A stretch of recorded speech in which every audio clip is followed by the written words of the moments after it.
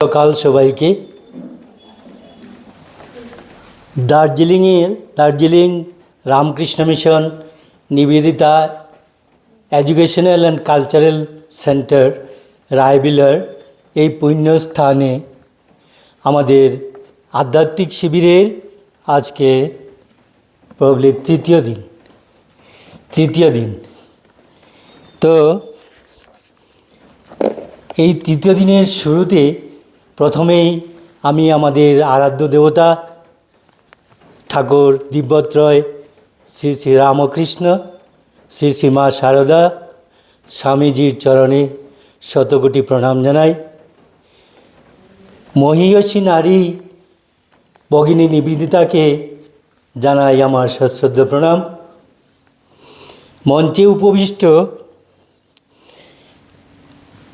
নিবেদিতা পাঠচক্রের পথপ্রদর্শক আমাদের ছত্রছায়া শ্রীমৎ স্বামী মহাতপানন্দজিকে আমার ভুলুণ্ঠিত প্রণাম। আপনারা মঞ্চে যারা জ্ঞানীগুণী ব্যক্তি বাইরের থেকে আসছেন তাদেরকে আমি প্রণাম জানাই এবং আমাদের গুরু বোন ভাই যারা ভক্তবৃন্দ আছেন তাদেরকে আমি শুভেচ্ছা, ভালোবাসা এবং অভিনন্দন জানাই।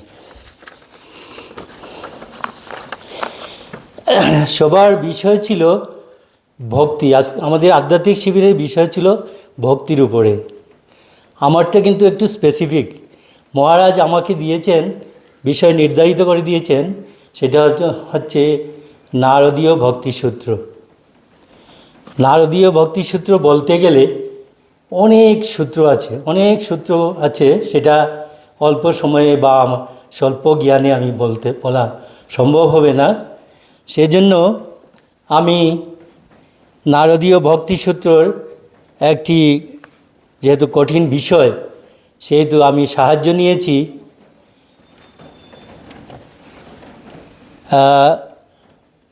হলিউডের বেদান্ত সোসাইটির অফ সাউথ ক্যালিফোর্নিয়ার তৎকালীন অধ্যক্ষ শ্রীমৎ স্বামী প্রভবানন্দজি মহারাজের ইংরেজি গ্রন্থ নারদাস ওয়ে অফ ডিভাইন লাভ, তার বাংলা অনুবাদ শ্রীযুক্ত গোকুলচন্দ্র ঘোষ মহাশয় করেছিলেন নারদীয় ভক্তিসূত্র নামে, যেটা উদ্বোধন কার্যালয় হইতে প্রকাশিত হয় সেই গ্রন্থ থেকে। তো নারদীয় ভক্তিসূত্র যেহেতু অনেক কঠিন বিষয়, আমরা একটু সাধারণত ভক্তি বলতে কি বুঝি সেটা একটু বলবো। সাধারণত আমরা ভক্তি বললে এই বুঝি যে হিন্দু ধর্মে উপাসনা তথা আরাধনার একটি বিশেষ রীতি, যে রীতির মাধ্যমে আমরা ভক্তিকে প্রকাশ করতে পারি। পূজনীয় দেবতা বা ব্যক্তির প্রতি বিশেষ অনুরাগ বা প্রেমকেই ভক্তি বলা হয়। ঈশ্বরের নিকট সম্পূর্ণ আত্মসমর্পণের নামই ভক্তি। ভক্তির পথে যিনি ঈশ্বর উপাসনা করেন তাকে ভক্ত নামে এবং ভক্তিবাদী দর্শনকে ভক্তি মার্গ নামে অভিহিত করা হয়। ভক্তিবাদ হিন্দু ধর্মের একাধিক শাখা সম্প্রদায়ের মূল ভিত্তি। বিভিন্ন সম্প্রদায়ের বিভিন্নভাবে ভক্তিবাদের ব্যাখ্যা প্রদান করা হয়েছে। ভক্তিবাদ ঈশ্বর প্রেমকে প্রথা ও আচার অনুষ্ঠানের ঊর্ধ্বে স্থান দেয়। ঈশ্বর ও মানুষের মধ্যে প্রেমিক প্রেমিকা, বন্ধু, পিতা মাতা, সন্তান ও প্রভুভৃত্য ইত্যাদি মানবিক সম্পর্ক ভক্তিবাদের প্রধান স্তম্ভ। ঈশ্বরের কোনো নির্দিষ্ট রূপ, ঈশ্বরের নিরাকার রূপ বা গুরুর প্রতি গুরুভক্তি ভক্তিবাদের অঙ্গ। ভগবদ্গীতা প্রথম ধর্মগ্রন্থ, যেখানে ভক্তি শব্দটিকে প্রথম ধর্মীয় পথ অর্থে উল্লেখ করা হয়েছে। এর বিস্তারিত ব্যাখ্যা দেওয়া হয়েছে ভাগবত পুরাণে। ভক্তি আন্দোলনের কালে দক্ষিণ ভারত থেকে ভক্তিবাদের উত্থান ঘটে। ভারতে ভক্তিবাদের প্রভাব অন্যান্য ধর্মগুলির মধ্যেও ছড়িয়ে পড়ে। বর্তমানে ভক্তিবাদ ভারতীয় সমাজের নিকট একটি অবিচ্ছেদ্য অঙ্গ। ধর্মীয় থেকে ধর্মনিরপেক্ষ অনেক বিষয়ই আজ ভক্তিবাদের ছায়া সুস্পষ্ট। নারদ বলেছিলেন, ভক্তি পথ হৃদয়ের পথ, ভগবান লাভের সহজ সরল সুন্দর এবং সার্বজনীন পথ। দেবর্ষি নারদ ভক্ত সমাজে ভক্তি সংক্রামিত করবার জন্য ভক্তিসূত্র রচনা করেছিলেন। যে সূত্র ধরে চললে সাধক অনায়াসে ভগবান লাভ করতে পারে। তাহলে এখানে আমরা প্রথমে নারদীয় ভক্তিসূত্র সেহেতু নারদ মহর্ষি নারদ দেবর্ষি নারদ কে ছিলেন তার সম্বন্ধে একটু জানার চেষ্টা করব। পৃথিবীর প্রাচীন শাস্ত্রগুলির মধ্যে অন্যতম ছন্দজ্ঞ উপনিষদে নারদের নাম প্রথম উল্লেখ পাওয়া যায়। সেখানে আমরা দেখি তিনি আধ্যাত্ম জ্ঞান পিপাসু হয়ে মহর্ষি সনত কুমারের নিকট গিয়েছিলেন। ওই গ্রন্থে উল্লেখ আছে যে নারদ কলা বিজ্ঞান সঙ্গীত দর্শন ও প্রাচীন শাস্ত্রাদির সকল বিভাগেই পারদর্শী ছিলেন। তিনি সনত কুমারকে বললেন, আমি শান্তি পাচ্ছি না, আমি সব পড়েছি কিন্তু আত্মাকে জানি না। আমি আপনার মতো মহান আচার্যদের কাছে শুনেছি আত্মাকে যে জানে সেই কেবল দুঃখকে অতিক্রম করতে পারে। আমার কপালে চির দুঃখ, এই দুঃখ থেকে নিষ্কৃতি পাওয়ার জন্য আমাকে দয়া করে সাহায্য করুন। এভাবে গুরু শিষ্যের মধ্যে অনেক আলোচনার পর সনত কুমার নারদকে বললেন, ভূমৈব সুখং না অল্পে সুখমস্তি। ভূমাতেই সুখ, অল্পেতে সুখ নেই। যা অসীম তা অমরণ ধর্মী, সসীম বস্তু মরণশীল। যিনি পরমাত্মাকে, সেই সীমাহীন সত্তাকে জানেন, তাকে ধ্যান করেন এবং উপলব্ধি করেন, তিনি আত্মাতেই রমণ করেন, আত্মাতেই মিলন সুখ অনুভব করেন এবং আত্মানন্দে মশগুল হয়ে যান। তিনি তখন নিজের ও জগতের প্রভু হন। যারা এই সত্য জানে না তারা কৃতদাস স্বরূপ। এরপর আমরা শ্রীমদ্ ভাগবতে নারদের উল্লেখ পাই। সেখানে তিনি একজন ব্রহ্মজ্ঞ মহাপুরুষ হয়েছেন। নারদ ব্যাসকে, যিনি বেদের সংকলক ও মহাভারতের রচয়িতা, শ্রীমদ্ ভাগবত রচনা করবার জন্য অনুরোধ করেছিলেন। সেই সূত্রে নারদ ব্যাসকে তার জন্মের ইতিহাস বলেন। এক জন্মের নয়, 2 জন্মের ইতিহাস। নারদ বলেছেন, আমার গত জন্মের কথা এবং কিভাবে আমি স্বর্গীয় শান্তি ও মুক্তির অধিকারী হয়েছি তা বলছি। ঋষিদের তপবনে আমার মা ছিলেন দাসী। তাদের ঘনিষ্ঠ সংসর্গে আমি লালিত পালিত হয়েছি এবং তাদের সেবা করেছি। সেই পবিত্র সৎসঙ্গ থেকে আমার হৃদয় পবিত্র হয়েছে। নারদ বলছেন, এখানে বলছে যে সাধক যদি ভগবানের জন্য ঐকান্তিকভাবে ব্যাকুল হন তবে তিনি তার গুরুর দেখা পাবেনই। ভগবত প্রেমিকদের উপস্থিতিতেই স্থান পবিত্র হয়। ঈশ্বরের সন্তানদের এইরূপ মহিমা। যারা ঈশ্বরের সুজাহ্য লাভ করেছেন তাদের মুখনিসৃত বাণী শাস্ত্র। তারা যেখানে অবস্থান করেন সেই স্থানই আধ্যাত্মিক স্থান স্পন্দনে স্পন্দিত হয়। যারা সেই স্থানে আসেন তারাও সেই স্পন্দন অনুভব করেন ও পবিত্র হন। নারদ বলতে লাগলেন, সৎসঙ্গ থেকেই আমার হৃদয় পবিত্র হলো। একদিন এক মুনি আমার প্রতি গভীর ভালোবাসার দরুন আমাকে জ্ঞান লাভের পবিত্র মন্ত্রে দীক্ষিত করলেন। অজ্ঞানের আবরণ উন্মোচিত হলো এবং আমি আমার দৈবী সত্তা অনুভব করলাম। তখন আমি এই শিক্ষা পেলাম যে দৈহিক ও মানসিক এক কথায় জীবনের সর্বপ্রকার অশুভের প্রতিবিধান হল ঈশ্বরে কর্মফল সমর্পণ। কর্মই আমাদের বন্ধন আনে এবং ভগবানে কর্মসমর্পণের দ্বারাই আসে মুক্তি। ভগবৎ সেবারূপ কর্মর দ্বারা আমরা প্রেম ও ভক্তি লাভ করি। এই প্রেম ও ভক্তি ক্রমশ জ্ঞানে পর্যবসিত হয় এবং জ্ঞানের দ্বারা চালিত হয়ে আমরা প্রেমময় ভগবানের শরণাগত হই এবং তাকে ধ্যান করি। এইরূপে নারদ জ্ঞান ও ভক্তি লাভ করেছিলেন। শ্রীরামকৃষ্ণ বলতেন, নারদ ও গুরুদেব জীবনমুক্ত পুরুষ। মানব জাতির কল্যাণের জন্য ব্রহ্মজ্ঞান নিয়ে তারা বারবার জন্মগ্রহণ করেন। শ্রীমদ্ ভাগবতে আমরা দেখি যে যখনই কোনো ধর্মপিপাসু ব্যক্তির মনে ভগবান লাভের জন্য তীব্র ব্যাকুলতা উদিত হয়, সেখানেই নারদ গুরুরূপে আবির্ভূত হন। স্বামী বিবেকানন্দের কথায়, যিশু, বুদ্ধ, রামকৃষ্ণ প্রভৃতির ন্যায় অবতারগণ গণধর্ম দিতে পারেন।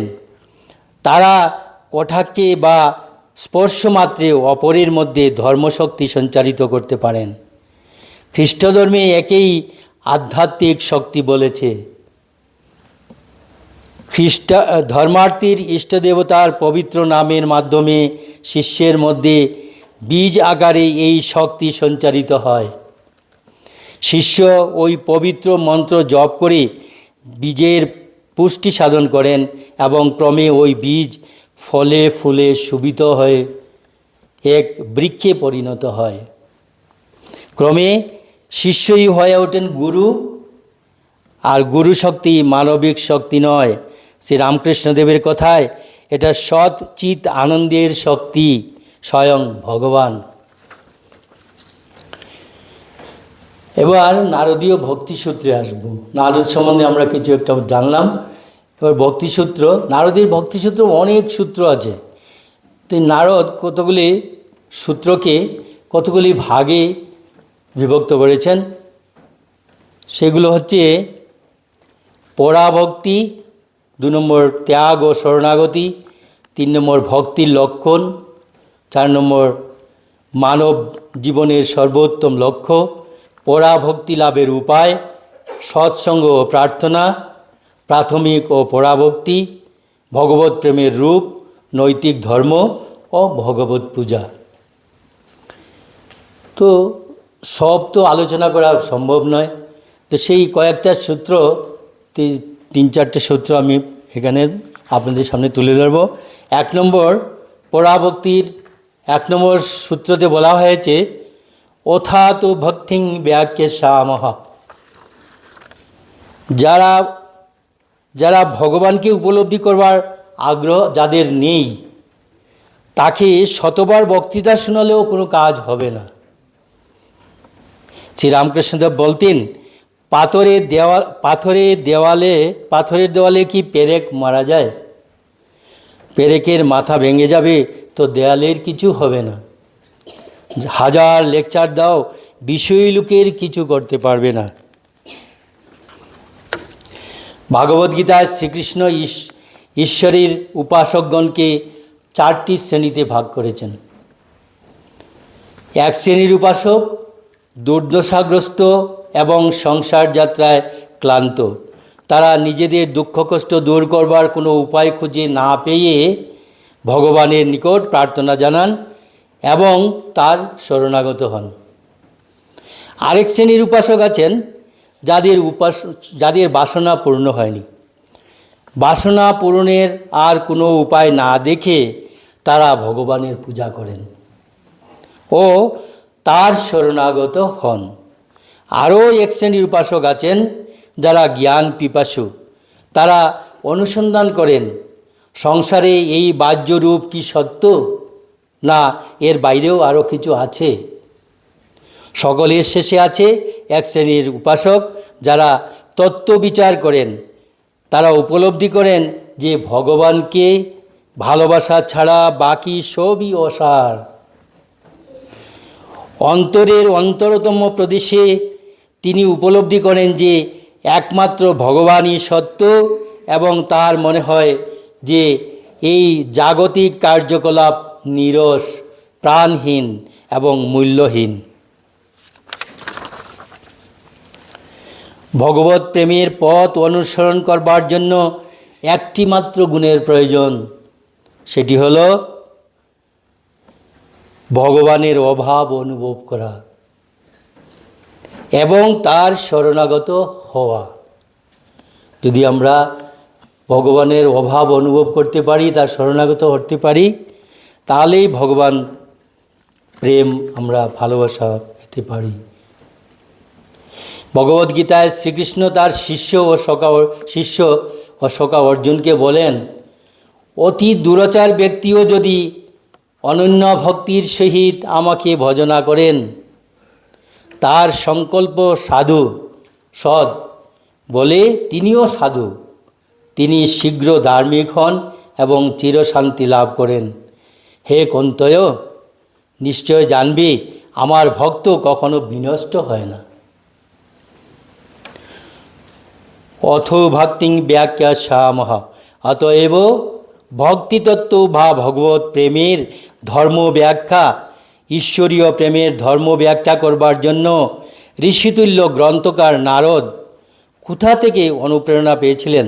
তিনি প্রেরণা পেয়েছিলেন এই কারণে, যদি কোনো ভক্ত ভগবত প্রেম লাভ করেন, সেই প্রেমই ভগবত উপলব্ধি করতে ও সর্বভূতে পরমাত্মার সহিত ভক্তের একত্ব অনুভব করতে সেই ভক্তকে সোজাসুজি চালিত করে এবং এই প্রেমেই সর্বাপেক্ষা স্বাভাবিক এবং সহজ পথ। কারণ প্রত্যেকের হৃদয়ে ভালোবাসা আছে, প্রয়োজন শুধু সেই ভালোবাসাকে ঈশ্বর অভিমুখী করা। দ্বিতীয় সূত্রে বলা হয়েছে, সা তস্মিন পরম প্রেম রূপা, একমাত্র ঈশ্বরের প্রতি পরম প্রেমকে ভক্তি বলে।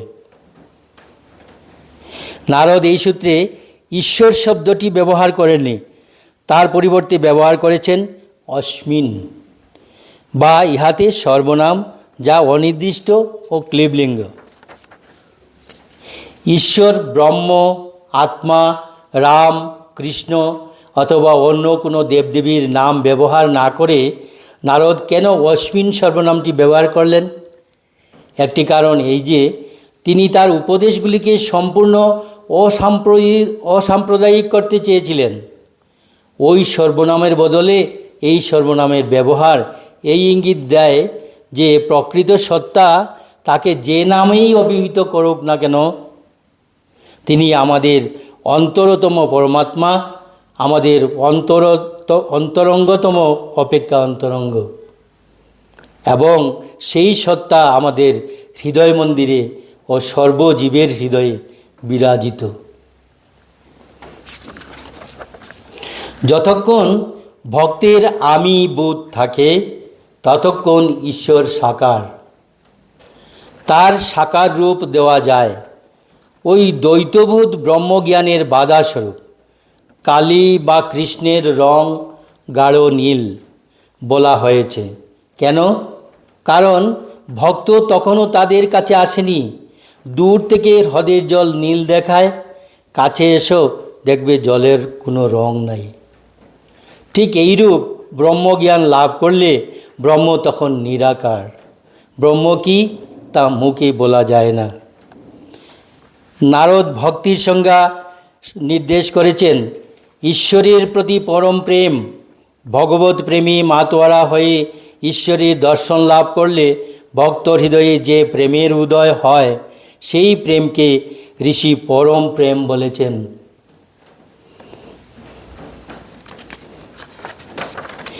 ঈশ্বরের কথা চিন্তা করতে করতে কেউ কাঁদে, কেউ গান গায়, কেউ নাচে, কেউ বা আশ্চর্য আশ্চর্য কথা বলে, কিন্তু ঈশ্বরের বিষয় ছাড়া তাদের মুখে আর কোনো কথা থাকে না।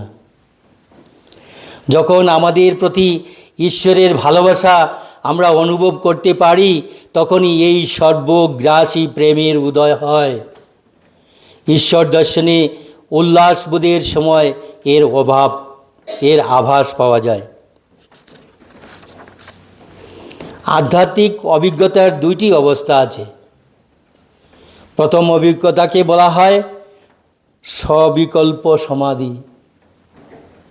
ভক্ত তার ইষ্টদেবের দর্শন পান, সেই সঙ্গে অনুভব করেন এক অবর্ণনীয় আনন্দ। তখন অবর্ণনীয় আনন্দ, তখনও ঈশ্বর থেকে পার্থক্যবোধ থাকে, কিন্তু আরও উচ্চতর অবস্থায় প্রেম, প্রেমিক ও প্রেমাস্পদ এক হয়ে যায়। কিন্তু সমাধিতে ঈশ্বরের সঙ্গে পূর্ণ মিলন ঘটে, এর নাম নির্বিকল্প সমাধি। তখন ঈশ্বর নিরাকার, বিশ্বব্যাপী ও ব্রহ্মাণ্ডের অতীত বলে অনুভূত হন। এই অভিজ্ঞতাই পরম প্রেম।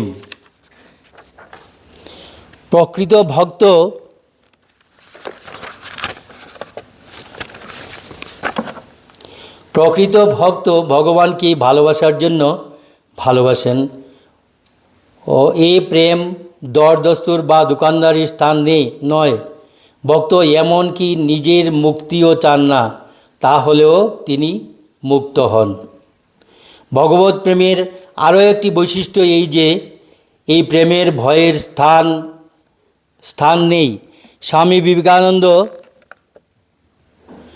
স্বামী বিবেকানন্দ বলেছেন যে মানুষের দুর্বলতার জন্য শাস্তির ভয়ে ঈশ্বরের পূজা করা নিম্ন স্তরের ধর্ম। স্বামী ব্রহ্মানন্দ একদিন মা শারদাকে বলেছিলেন, ভগবানের চোখে পাপ বলে, বন্ধ হয়ে যাচ্ছে বারবার। স্বামী ব্রহ্মানন্দ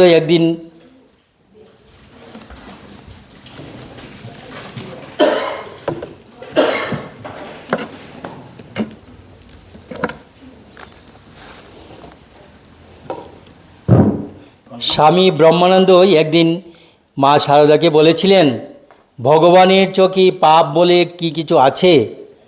তুলোর গাদায় দিয়াশলাই জেলে আগুন ধরে দিলে তুলো যেমন ক্ষণিকের মধ্যে পুড়ে ছাই হয়ে যায়, তেমনি ঈশ্বরের একটিমাত্র দৃষ্টিপাতেই সব পাপ পুড়ে ছাই হয়ে যায়।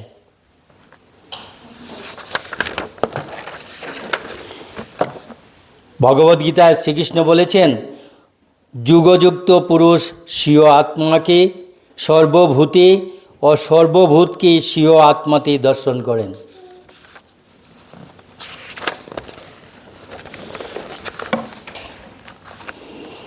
তৃতীয় নম্বর সূত্রে বলা হয়েছে, এই স্বর্গীয় প্রেম অমৃত স্বরূপাচ, মানে এই স্বর্গীয় প্রেম তাহার অন্তর্নিহিত প্রকৃতিতে অবিনশ্বর স্বর্গীয় আনন্দ।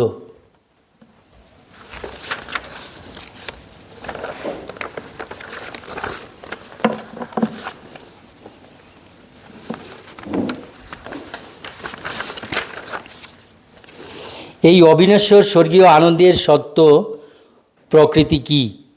এই প্রকৃতি অবিমিশ্র আনন্দ ও স্বর্গ সুখের অবস্থা। লোকে জীবন উপভোগ করবার কথা বলে, কিন্তু যারা বিষয়াসক্ত ও রিপু তাড়িত, তারা জীবনের আনন্দের কিছু জানে না। যারা ভগবানের আত্মসমর্পণ করে এবং তার মধ্যে মাধুর্যের সন্ধান পায়, তারাই কেবল জীবনের প্রকৃত আনন্দ ভোগ করে। সংস্কৃতে একটি কথা আছে, মাধব অর্থাৎ মধুময়, এটি শ্রীকৃষ্ণের একটি নাম। শ্রীরামকৃষ্ণ বলেছেন, ঈশ্বর রসের সাগর। একদিন তিনি যুবক শিষ্য নরেন্দ্রকে, যিনি পরে বিবেকানন্দ নামে পরিচিত হয়েছিলেন, বলেছিলেন, মনে করো যে এক খুলি রস আছে আর তুমি মাছি হয়েছ, তুমি কোনখানে বসে খাবে, রস খাবে? নরেন্দ্র বললেন, আড়ায় বসে মুখ বাড়িয়ে খাবো। তখন ঠাকুর বললেন, কেন, মাঝখানে গিয়ে ডুবে খেলে কি দোষ আছে? নরেন্দ্র বললে, তাহলে যে রসে জড়িয়ে মরে যাব। তখন ঠাকুর বললেন, সচ্চিদানন্দ তা নয়, এ অমৃত রস। এই রসে এতে ডুবলে মানুষ মরে না, অমর হয়। এই আনন্দ অবিনশ্বর, অর্থাৎ এর শেষ নাই। এই আনন্দে সম্পূর্ণরূপে মগ্ন হতে পারলে চিরকাল বাঁচা যায়। এই আনন্দ লাভই ঈশ্বর লাভ। চতুর্থ সূত্রে, এগুলো পরাভক্তি সূত্রগুলো বলা হচ্ছে। পরাভক্তি চতুর্থ সূত্রে বলা হয়েছে, জল্লব্ধা পুমান সিদ্ধ ভবত্যমৃত ভবতি তৃপ্ত ভবতি। যাহা লাভ করলে মানব চিরকালের জন্য সিদ্ধ হয়, অমর হয় এবং পরম তৃপ্তি লাভ করে।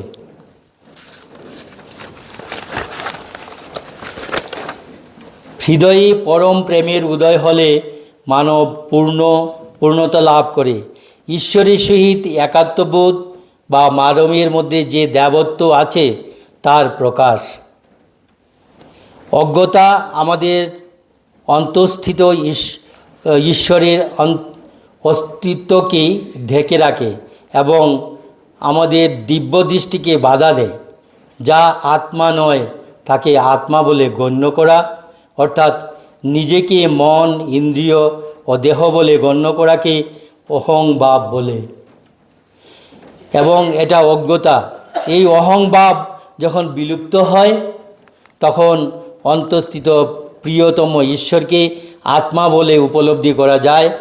ঠিক যেমন পরম প্রেমের মাধ্যমে প্রেম, প্রেমিক ও প্রেমাস্পদ একটি বলে মনে হয়।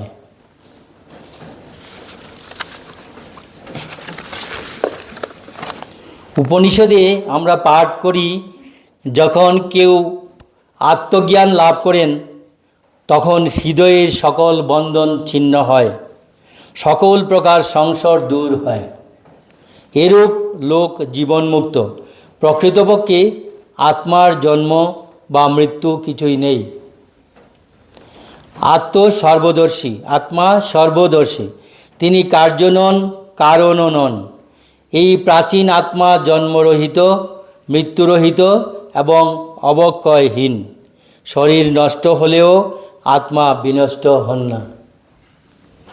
হননকারী যদি মনে করে যে হত্যা করব, বা হত ব্যক্তি যদি মনে করে যে আমি হত হয়েছি, তারা উভয়ই আত্মার প্রকৃত স্বরূপ জানে না। আত্মা কাকেও হত্যা করতে পারেন না বা কারোর দ্বারা নিহত হন না।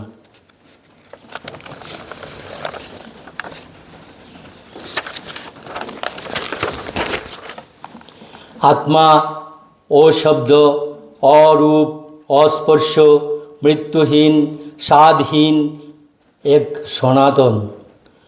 তার আরম্ভ নেই, শেষ নেই। তিনি অপরিবর্তনীয় এবং প্রকৃতির পারে আত্মাকে এইরূপ জানলে মৃত্যুর থেকে মুক্তি পাওয়া যায়।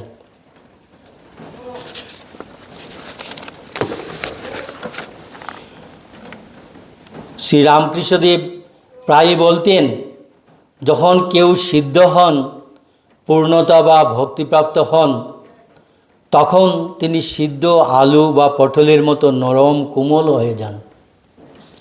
অর্থাৎ তখন তার হৃদয় অপরের প্রতি সহানুভূতিতে গলে যায়। এই 4টা ভক্তিসূত্র আমি আপনাদের কাছে রাখলাম। আবার সব অনেক ভক্তিসূত্র আছে, সেটা যদি বিশেষভাবে বর্ণনা করতে হলে অনেক ব্যাপার আছে। এখানেই আমি সমাপ্ত করতে চাই।